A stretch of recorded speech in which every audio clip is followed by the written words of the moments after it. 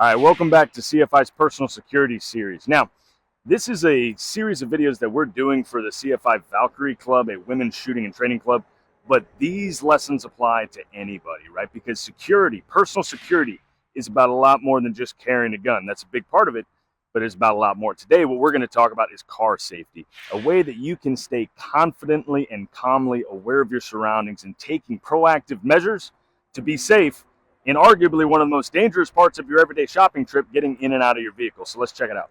First off, why is getting in and getting out of the car so dangerous? Why is that the prime time for somebody to try to make a move, whether that's theft, burglary, carjacking, assault? Well, two big reasons. Number one, your awareness is completely destroyed. We're in what's called a transitional space. A good friend, John Murphy, calls this the vulnerable V, right? Where two things happen at once. Number one, we're moving from a space of safety to a space of unknown, or vice versa. And number two, our posture is completely broken down. We're in no physical or mental state to defend ourselves from an attack, right? So the very first tip we want to go over is, how do we go through getting into and out of the vehicle? There's actually simple steps. Let's say we're inside of a vehicle and we want to get out.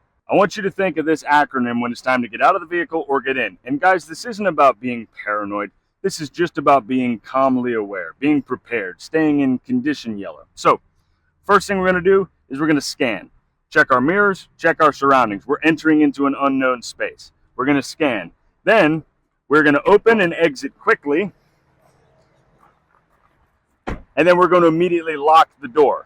So SEQL, sequel, scan, exit quickly, lock the door immediately. All right? Now, let's talk about going back into the car. Going back into the car is the exact same. There's a reason that John Murphy calls this the vulnerable V. We want to spend the least amount of time possible in that compromised position of transitioning between the two spaces. So we go to get back in the car, sequel still applies. First, we're just going to look around. We're going to scan. Is there anyone around me within closing distance? No? Okay.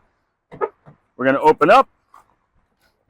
Enter quickly, and the very first thing we do, whether it's on the keypad or it's on the doors, we're going to lock the car behind us. All right? So what if it's not just you getting in and out of the car? What if we've got little ones to get buckled in, or we've got groceries to load?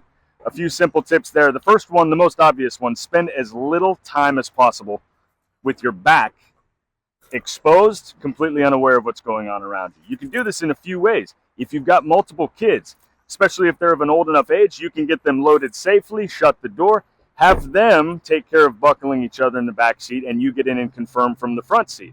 Let's say you have groceries to load up, right? Or there's a kid who needs a lot of special attention that you cannot do from reaching around the front seat. Here's another option. Now, there's no such thing as a perfect system here, guys, right? But what can we do to create some sort of barricade to keep us a little bit safe while we take that exposed time to handle what's in the car? If you've got a shopping cart with you, well, it's pretty simple to set it up as a nice barricade, and then you can reach in, take your look around, stow it away, or use that back turn time, at least knowing that you're not completely exposed and granting access from an area that you can't see. All right, so we talked about you getting in and out solo, crossing that space quickly after a scan and immediately locking the car behind you no matter which direction you're moving in. We talked about dealing with the kiddos getting in, having them do it themselves, doing it from the front seat once the car door is closed, or creating some kind of barricade between yourself and your unknown, your blind spot behind you. Now let's talk about a quick tip on locking the car, right? First off, these keys are programmable. So look at your owner's manual, check out YouTube videos. There's a lot of creative stuff you can do with these nowadays. But at the very minimum, anytime I unlock the car to do anything, to load it in the back seat, before I start doing that thing, I'm just going to lock the car again so that no other knucklehead can get their way in on the other side of that vehicle, right?